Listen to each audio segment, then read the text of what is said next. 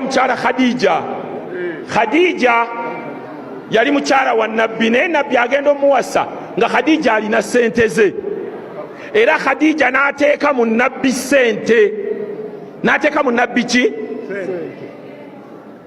Naye Khadija bwe yafa nabbi yamulowoozangako, era mukyala we Aisha yamukwata lumu nga akutte ku ttama, n'amugaa nti olowooza ki ya Rasulallah?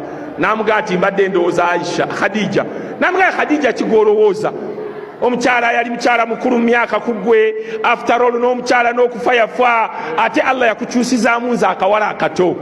Naye olaba omubaka yamugaa nti wallahi summa wallahi, Allah tankyusizangamu ku Khadija.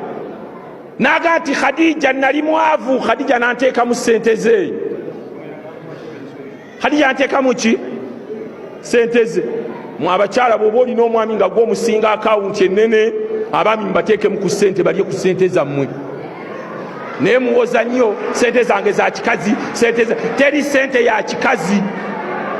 Nga bwe muli ezaffe ez'ekisajja, bwe twagala tulye ku muzammwe ezaki?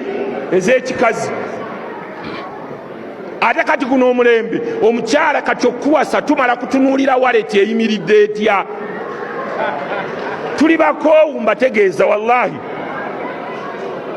Naye gwe n'akatungulu ne gundi ne ka always kogenda okukozesa ng'oyasizza eggi nako oyagala nkagule na buli kimu. Tuli bakoowu. Abakyala mupakase ku ssente, tulye ku ssente zammwe, tujja balowoozaako ne bwe muli bamufudde insha Allah.